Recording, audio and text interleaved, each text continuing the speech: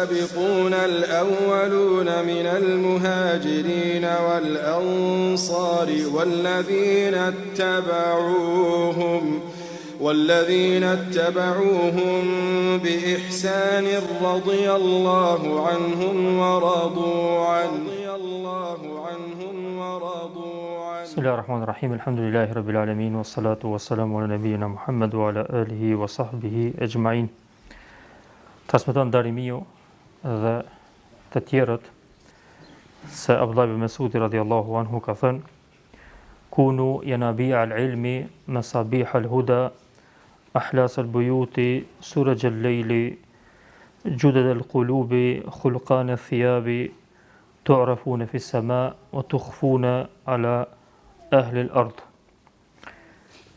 Bëhuni burimet e dijes, drita udhëzuese, qëndroni të përkushtuar ose të qëndruar në shtëpi, të përkushtuar në shtëpi.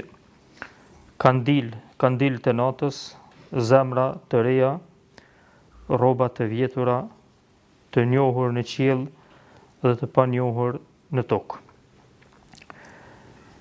Këto janë disa prej këshillave të goditura nga Abdullah ibn Mas'udi radhiyallahu anhu, që secila prej tyre është projekt në veti, në jetën e besimtarit. Çfarë do t'i marrim një nga një, shkurtimisht, siç është edhe traditë e këtyre ligjëratave ose këtyre këshillave. E para ka filluar me të rëndësishmen, e që është dija. Bëhuni burime të dijes. Realitet, dija, vlerësimi i saj në ajete, në hadithe është shumë e madhe, siç edhe kena përmend shpesh. Por këtu Abdullah ibn Mas'udi radhiyallahu anhu po e ngrej pak standardin hala më lart, duke thënë që bëhuni jo vetëm për të përkushtuar në dije dhe jo vetëm serioz në kërkimin e saj, por bëhuni burime të dijes. Që do të thonë, atë shumë merruni me dije, saqë çdo kush që rrin me juve përfiton diçka prej dijes që e keni marrë ju. Sepse kuptimi i burimit çka është? Burimi është uji që del prej aty. Çdo kush që merr aty, që ofrohet nga burimit, ka me marr ujë, ka me pas nevojë me marr, edhe ai nuk harxhohet. Për arsye se ai vazhdimisht çet ujë. Kështu është këshilla e Abdullah ibn Mas'udit për pasuesit e hakut, për muslimanët, që të jenë të përkushtuar me dije, aq shumë saqë të jenë sikur burime përmes se cilave buron dija, edhe shpërndahet mesin e njerëzve. E kjo dashurllaznia është shumë e rëndësishme, sidomos në kohërat e sprovave, në kohërat kur ka fitnë në mesin e muslimanëve, në kohërat kur padija shfaqet më të madhe, edhe të këqijat dalin në shesh. Njeriu, për me adhuru Zotin sa më shumë, me qenë sa më i ruajtur, sa më i mbrojtur, duhet me pas dije sa më shumë. Dhe me pas dije sa më shumë duhet me u marr, me u angazhu me dije sa më shumë. Se nuk vjen dija të nejtën kokër shpinës, po duhet patjetër me qenë pjesë e pandashme e projektit të besimtarit në jetën e tij. Dhe sidomos në kohën kur gjërat vështirësohen, fitnet përhapen siç është në kohën tonë që jemi sot. Andaj një musliman i mirëfillt, një xhamat i mirëfillt, një grup i mirëfillt, nuk ka mundësi me qenë në pozitën që është nëse nuk angazhohet në mënyrë të vazhdueshme me dije. Jo vetëm një herë, jo vetëm një kohë, vetëm një periudhë, po në mënyrë të vazhdueshme. Mënyrë të vazhdueshme. Nga se momentin që ndalet dija, shumë lehtë vijnë dyshimet edhe joshjet, ëndjet e ndryshme, edhe nuk i me çka me luftu. Për arsye se dobësohesh në dije dhe duket diçka çka është ndoshta e qartë, duket e pa qartë. Diçka çka është haram i qartë, tash duket i përzim. Pse? Se e ke lënë dijen anash. Andaj nuk ka mundësi muslimant edhe si ummet, edhe si organizim grupor, edhe si xhami, edhe si çfarë do organizimi që kanë, nuk ka mundësi me qenë suksesshëm nëse dijen e lojmë mas mbrapa shpinës. Nuk ka mundësi me qenë suksesshëm. Ka mundësi me pas organizime, ka mundësi mu duk pamje e bukur, interesante, a mu bereqet edhe sukses të vazhdueshëm nuk ka pa dije. Nuk ka pa dije. Për këtë arsye shokët e pejgamberit sallallahu alajhi wasallam e kanë marrë këtë çështje aq afër zemrës saqë secili ka mësuar për njëri tjetrin, secili është mënuar me marrë dije për njëri tjetrin dhe në mënyrë të vazhdueshme dija ka qenë gjykatësi në mesin e tyre. Çdo herë që kanë pas ndonjë problem, ka thonë kush ka për çet mesele argument. Çish ka ndodhur dhe Omeri për shembull, të kena treguar shpesh. Për shumë çështje ka thonë ka dikush një argument për çet mesele. Nëse s'u ka kujtuar atina. Nëse ka pas dikush argument, ka thonë në rregull është. U kry mesela. Që kjo në udesht. Muslimant, faktikisht, këtë përmendin, ajeti i parë që ka zbritur Kur'ani është lexo. Ama në kohën e Zotit, jo më herët, në kohën e Zotit, mas pakti që e praktikojnë që ta janë muslimant. Mas pakti bi këtë popëve tjerë. Tash për tash. Për këtë arsye, mesatarja edhe e punës të muslimant, po foli përgjithsisht, po tham tash të një shtet i caktuar, po në përgjithshme, edhe puna, një mesatare është dikon gjysore dhe 45 minuta të popujt musliman. Kurse 7 orë është të popujt e Perëndimit. Normalisht tani çysh bëj, jo vallai kanë shkuar të parë, po ka shkuar se kanë punuar 7 orë. Mesatarja është 7 orë. Mesatarja e ki gjysore dhe 45 minuta. Në disa statistika del 20 minuta. Mesatarja unë po foli. Tash më thoni, mos e merrni ju një shtet edhe një, se po them në mënyrë globalisht. E tash paramenoje nëse e bëjmë një sondazh në aspektin e dijes. Edhe këtu kena me ngecë shumë keq. Sidomos në kohën e teknologjisë, e cila i ka qut disa çështje përpara, po e ka ul edhe e ka nënvlerësu dijen dhe marrjen me ta. Dhe kjo është ajo që na shohim çdo ditë e më shumë. Andaj dashur vëllazëni, Abdullah ibn Mesudi po i këshillon nxënësit e tij dhe muslimanët mas tyre. Mos u kënaqni veç me lexu diçka. Po mundoni me arrit më të lartën. Cila është ajo? Që çata shka e lexoni, çat shumë mirëni me ta saqë me kanë treni i kallzoni diçka që keni lexu. I kallzoni ndaj mesele. E kallzoni ndaj librit që se kanë ai më herët. E kallzoni ndaj ajet, ndaj kuptim një ajetit. Vazhdimisht diskutoni për dije.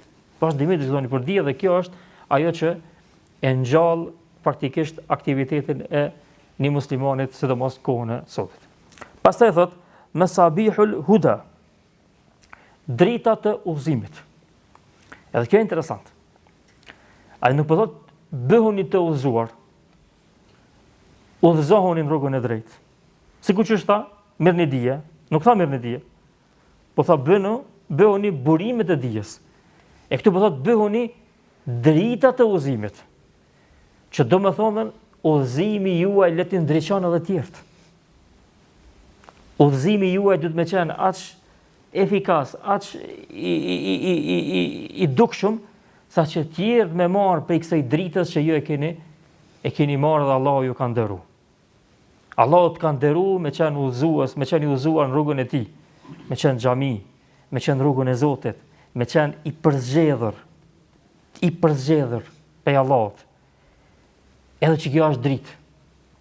Që kjo dritë, Allahu e ka quajtur shpalljen dritë. Kur'anin e ka quajtur edhe sunetin e pejgamberit e ka quajtur dritë. E që kjo dritë, nëse nuk i ndriçon të tjerët, atë çfarë drita është kjo? Çfarë kuptimi ka? Nëse është vetë për vete. Apo thu, shpallja është dritë, po, ku është? S'po shihet. S'pe vren në jetën tonë praktike. Andaj këtu vëhet në pa, edhe këtu del para syve tonë ajo çka është çdo herë që përmendet në ligjëratat tona. Kallzoni dritën e Allahut me sjelljet e tua. Kallzoni dritën e Zotit me moralin, edukatin që e keni mësuar prej Allahut dhe pejgamberit alayhis salam.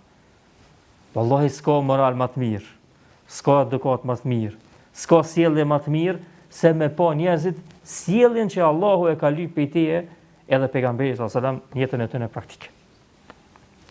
Po kur ne nuk e kallzojmë këta, tani ato qirat e vogël na dokun drita të mëdha.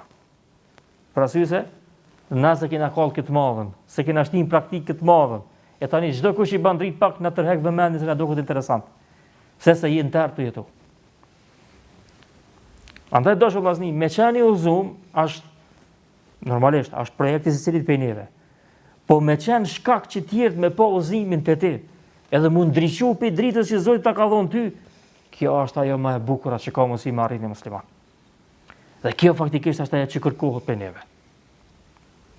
Me qenë ambasador të Islamit kudo që t'jemi.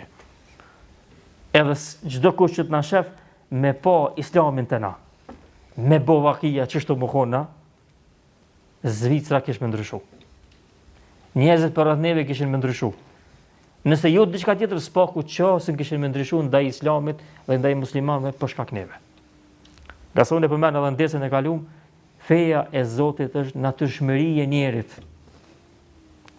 Natyrshmëri, domethënë njeri në vetveten e vet e ka çito standard, çit nivel të fesë, çto rituale të fesë, çto çështje të fesë i ka, po veç se nuk i vren, nuk i zbulon, nuk i ndjen për arsye se e ka mush natyrshmërinë e tij me gjëra ndryshme, gjëra tjera. E momentin që i shef te dikush tjetër çto, sa shqare pa i dasht. Kush nuk e don drejtsinë, kush nuk e don mëshirën, kush nuk e don domethënë bamirësinë ndaj tjetrit. Kush nuk e don ata që përmendëm, moralin e mirë. Kush nuk e don buzëqeshën vllahun në fytyrën e tij. Kush nuk e don? Kush nuk e don anën e tjetër? Kush nuk e urren anën tjetër vrasën, kush nuk e urren amoralitetin, kush nuk e urren vjedhjen, kush nuk e urren domethënë gjitha vërtetet e këqija. E tash praktikisht mi pa te na çështo njerëzit e kanë po dritën e Allahut e cila është praktikisht mesin e muslimanëve. Dhe me këtë dritë më herët shumë popull janë ndriçuar janë uzu. Pastaj thot Abdullah Mesudi radiallahu anhu, thot Ahlas al-Buyut suraj al-Layl, Ahlas al-Buyut suraj al-Layl. Wujudul qulubi khalqan fi apa. Që qëndroni në shtëpi, ata që domon faktikisht ata që rrinë dhe qëndrojnë në shtëpia dhe nuk dalin pa pas nevojë. Kjo është këshill edhe e pejgamberit sallallahu alajhi wasallam. Kur e kanë pyet pejgamberin sallallahu alajhi wasallam në rastin e sprovave dhe problemeve që dalin, trazirave që ndodhin mesin e muslimanëve, çka më vepru? Ka thënë pejgamberi sallallahu alajhi wasallam, rrini, qëndroni në shtëpitë juaja. Momentin që del ka mundësi me tu ekspozu fitneja, problemi.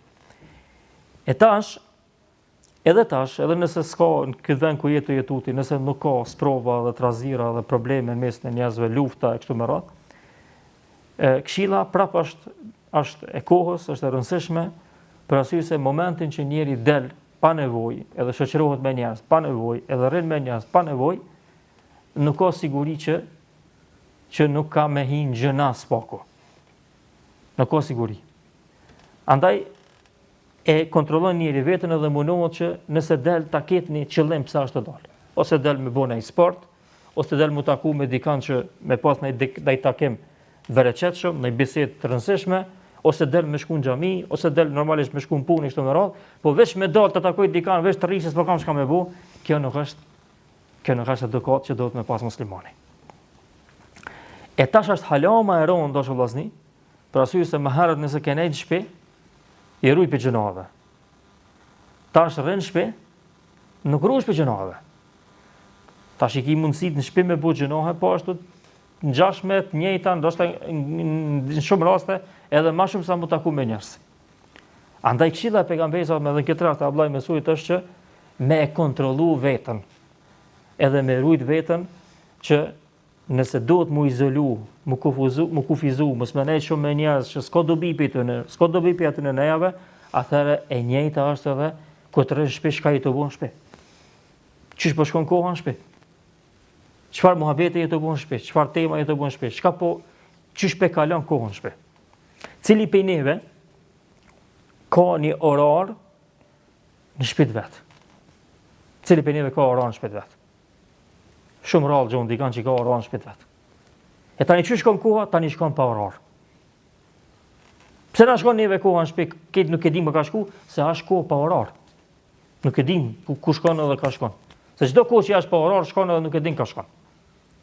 Na kena punën me orar, edhe se ki qarë pa shku në shtëpi dhe ti thu, Sot elhamdulillah kum punu pe filan kohë dhe filan. Pse se ki orarin? E në shtëpi 3-4 orë, 5 orë varet diku në 6 orë që i teprojnë. Çka ka bëu gjasë në 6 orëve nuk e din çka ka bëu. Me vetë fund javë, çka ke bëu për një javë çto kohën çka ke pas në shtëpi? Nuk i kujtohet. Shumicës për neve nuk i kujtohet. Pse? Se s'ki orar. Ku të vesh shtëpi, çysh bëhet çashtu. Sot flaj pak më herët, nesër pak më vonë, sot kam kështu një film, nesër nuk e dija del diçka as del, mbasisa domthon absolutikisht nuk e ki caktu me çka me vonë shtëpi kurrish. E nëse nuk e ki caktu me çka me vonë shtëpi kurrish, atëherë normalisht se nuk ka mundësi me shfrytzu kohën e shtëpisë në punë të hajrit. S'po tham që në sherr çdo herë edhe në keq, po s'paku në punë të hajrit ka mundësi që shumë pak i me shfrytzu. Dhe kjo është gjendja aktuale e jona sot që na po jetojmë. Andaj me mujt muslimant me bo një orar në shtëpi, çish e kanë orarin punë, kishin më apo hajrin në shtëpisë ata vet, edhe kishin më apo hajrin në shtëpia atina. Familjarët e familjes, fëmija e tij edhe familjarët e vet kishin më apo hajrin këtij njeri. Pastaj thot Surujul Lejli, bëhuni kandil të natës. Qysh kandil të natës? Shishoni sa bukur e ka thënë Abdullah ibn Mesudi radhiyallahu anhu. Kandil të natës, nata zakonisht është e errët, sidomos në atë kohë që nuk ka pas dritë. E kur është çu dikush më fal natën, u ka desht me dhez dritën që mu pas paku me marr diçka, me marr abdes, me përgatit, me fal. Pastaj a ka mbet ajo dheza, a është fik, nuk ka pas problem. Shpetënë jun çu edhe me dritë hënës edhe jun fal. Për arsye se ashtu ka qenë gjendja situata. Po Abdullah ibn Mesudi namazin e natës pe llogarit sikur kandilat që kallën, domthon kur është terr. Faktikisht namazi i natës është ndriçues që ty ta ndriçon zemrën dhe ta bën dritë jetën sikur kur i kall kandilat në errësirë. Për këtë arsye po banu ju ata që bani dritë natën. Çish bani dritë natën? Bani dritë zemrës tuaj me namazin e natës. I bani dritë zemrës tuaj, shpirtit tuaj kur çoni namaz natës, lutje speciale për Allahun azza wa jall në atë kohë që njerëzit janë fjet. Dhe secili prej muslimanëve e ka përjetuar në namazin e natës në Ramazan, qoftë në xhami, qoftë ku ka shku të shtëpia 2 rekate e kështu me radhë. Çfarë ndikimi interesant ka namazi i natës? Për arsye se aty është sinqeriteti ekstrem, absolut, që e bën veç për hir të Allahut. E lidhja jote me Zotin e sinqert, pa anime, pa gjëra anësore, pa gjëra rrethanore, është çështja më e bukur që ti ke nevojë për ta dhe na kemi nevojë për ta çdo ditë. E namazi i natës e përjeton çeta. Dhe që kjo që ta ndriçon zemrën. Që kjo të bën dritë ty edhe ti bëhesh dritë pastaj me veprën tënde edhe me punët e tua gjatë ditës. Pastaj thot Judet el qulubi khulqan thiyab. Bëhuni me zemra të reja e me rroba të vjetra. Me zemra të reja me i ripërtri zemrat, vazhdimisht me këshilla, me lexim Kuranit, me meditim, me dhikr, me istikfar, zemra ripërtrihet. Me adhurime ndryshme që na i bojmë, zemra ripërtrihet. E rrobat vjetra s'ka problem. Këtë është një kuptim pak, domethënë më i gjonte shokët e pejgamberit sallallahu alajhi wasallam. Shokët e pejgamberit sallallahu alajhi wasallam edhe muslimanët përgjithësi që kanë qenë përkushtuar shumë me Allahun, ju ka interesu vazhdimisht pastrimi, rregullimi edhe ajo freskimi i zemrës. Nuk ju ka interesu ana e jashtme, ju ka interesu më shumë ana e brendshme. E se Abdullah ibn Mesudi sikur që po do më thonë, ti bane zemrën 3. Rri gati zemra mos të vjetru. Çdo herë me qenë gjallë, çdo herë me qenë freskët, çdo herë me qenë përgatitur e gatshme. Rroba, teshat, mos u lë për ato. Pse se me qitë zemrën ti kemi shku te Zoti. Kurse rrobat jesin këtë dynja, s'ka sen për tyne. Kjo është një kuptim që domon ata nuk janë interesuar shumë për tesha, nuk janë interesuar shumë për anën e jashtme, më shumë janë interesuar për anën e brendshme. Kjo është një pjesë e zohudit, asketizmit që ata e kanë pasur në këtë dynjë. Po kjo nuk do të thonë që është pjesë e fesë. Nuk do të thonë që është pjesë e fesë. Për arsye se prej fesë është kush të ka qef mu vesh bukur, nëse e ban me njet që mu duk bukur, mu pa mirë, mos mu pas pamjen e keqe, atëherë pe fesë është me pas pamjen e mirë, mu vesh mirë, s'ka të keqe. Nuk ka kurrë problem. Bile pejgamberi kur e kanë vetë shokët e vet, ka thënë Allahu është tayyib, yuhibbu at-tayyib. Allahu është i bukur, edhe e don të bukurën. E don të bukurën, don atë që ka qef mu vesh bukur e kështu me radhë. Pra, disa peshove pejgamberi sallallahu alajhi wasallam kanë desh përmes këtyre vepra me thonë që s'ashtu më interesu që është dok në para njerëzve. Ashtu më interesu brenda në vetveten tim unë që kam. Zemrën që kam. Jo teshat. Kjo është një kuptim, një qasje, një mendim i disa peshove pejgamberit sallallahu alajhi wasallam. Kurse kuptimi tjetër është që kujdesuni për ripërthirjen e zemrës, ngjalljen e saj, kurse për rroba nuk ka shumë rëndësi edhe nëse ju vetrohen. Edhe nëse ju vetrohen. Nuk po thotë që leni rrobat, let ju vetrohen, s'ka problem. Jo, banë edhe për rroba më kujdes, po veç po do me kallëzu cila është ajo, cila ka përparësi. E jo për shembull mu duk dikush tepër bukur, vazhdimisht i parfymosur, vazhdimisht i rregulluar, kurse zemra e ka zekret. Zvin të thjesha kërgja. Kur gjas ndihmojnë këta të Zoti. Për arsye se si kallon përparësia, i kallon përparësi më shumë anës jashtme, dukja, pamja. Edhe kjo dashur vllazni është edhe në ritualet fetare, krita ritualet fetare. Çdo sen që bëhet sa më shumë, sa më intime, sa më me zemër, sa me aspektin e brendshëm, çaq më e bukur është edhe më e pranuar te Zoti. Çdo sen që bëhet me jashtë, është shumë më adopt edhe shumë më pak me ndikim. Për këtë arsye edhe namazi, pse bëhet namazi? Na e shohmi rukujën, sejdën, krejt. Në rregull, këto janë lëvizje të caktuara që ka kallëzuar pejgamberi sallallahu alajhi wasallam. Po në realitet ku është qëllimi i namazit? Është zemra. Komplet qëllimi i namazit, i zakatit, i këtyre ritualeve është rregullimi i anës brendshme të njerit. Si të rregullohesh mrena, këtë ki me reflektu bukuri, këtë ki me reflektu dritë, këtë ki me reflektu anë pozitive edhe nëse pamjen nuk e ki çysh mundesh me pas. Por këtë arsye keni pa edhe në jetën praktike, ka njerëz që nuk pëlqen pamja, nuk pëlqen veshja, nuk pëlqen, po kur të foli ku të rresh me ta fillon me dasht. Pse? Se të pëlqen ana e brendshme e tij. Të pëlqen fjalë që i thot, pëlqen qasja e tij, pëlqen sinqeriteti, pëlqen përërsia, pëlqen dashuria që e përçon e kështu me radhë. Andaj Abdullah ibn Mesudi, pra, nëse e marrim kuptimin e dytë, po thotë jemi përparësi zemrës, përtrijeni atë, rrini gati, pastroni atë, e teshat, nëse moni mirë gati mirë, nëse s'moni s'ka problem. Se më rëndësia është kjo e para.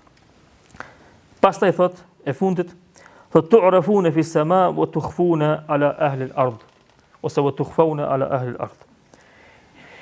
Njiheni, bëheni të njohur në qiell te Zoti, edhe pse mund të jeni të panjohur te njerëzit. Kjo është kulminacioni ose përfundimi kryevepra e kësaj këshille. Për arsye se kjo e kallëzon sinqeritetin absolut që e ka muslimani. Me veprat e mia që jam të i bëj për Allahun, a jam të i bëj për Allahun? Po. Atëherë mjafton Allahu me ditë. Mjafton Allahu me ditë. Mjafton me çdo vepra unë me qenë prej personave që Zoti ma ka përmend emrin tim në mesin e gjallësave, krijesave të nderuara që janë afër Zotit. Që kjo mjafton. Po njerëzit e dinë se dinë, nuk ka rëndësi. Nuk ka rëndësi. Nashti nuk njih në hiç mesin e njerëzve. Po këtë arsye ka thënë pejgamberi sallallahu alajhi wasallam me një hadith, për një person që te njerëzit nashti nuk nifët, thot rubba aghbara ash'atha aghbar. Law aqsama ala Allahi la abarra. Thot ndodh që dikush me flokë të prishura, jo të rregulluara, edhe i plohrosur, me bo vakia, me qu dur të Zoti edhe me mu betu diçka që çështu ka me ndodh, Allahu nuk ka më ia thy betimin. Nuk ka më ia thy betimin për hatrin e madh që e ka, për pozitin e madh që e ka te Zoti. Kurse te njerëzit s'ka as i vlerësh. Andaj qëllimi kryesor i besimtarit me adhurimin e tij është që me qenë i njohur te Allahu, me qenë emri i tij i njohur te Zoti, me qenë ibadeti i tij i njohur te Zoti. Pra se te Zoti ka me marr pasaj shpërblimin. Te njerëzit, nëse e din njerëzit, mirë. Nëse marrin vesh njerëzit për të mirat e këtij, mirë. Nëse nuk e din, s'ka rëndësi. Nuk e lodh kryt me këtë temë. Kjo vëllazni nuk ka çështje e lehtë. Me fol që tash secili prej neve e ka lehtë me bu mohabet, ama praktikisht nuk është e lehtë. Pra se tu lëviz, tu sill ti me njerëz, tu pas punë me njerëz vazhdimisht, secili prej atyre ta merr një pjesë sinqeritetit. Secili prej tyre ta merr një pjesë të qasës së çiltër me Zotin. E tash sa më shumë që rrin vetit gati edhe tutu që po ta merr diku sinqeritetin, çaq më shumë e hirujtën lidhjen tonë me Allahun. Sa më shumë që shfaqesh te njerëzit edhe këtë njerëz të dinë çka i të bëj, çdo ditë pesa vaj deri në akşam, atëherë nuk e di mua je i njohur te Zoti. Te njerëzit ka mos i je i njohur, ama te Zoti më nuk dihet ai i njohur. Na është i je i përçmuar edhe i nënçmuar, edhe i refuzuar prej anës së Allahut. Këtë janë këshilla, siç e thash në fillim, që secila prej tyre është projekt jetësor për secilin prej besimtarëve, secilin prej neve, që në realitet mu mundu mi praktiku në jetën tonë praktike të përditshme, janë projekte që na marrin gjithë jetën, edhe normalisht domethënë asnjëherë nuk heqen, edhe nuk mundesh me thonë që u bë ballë dhe u kry.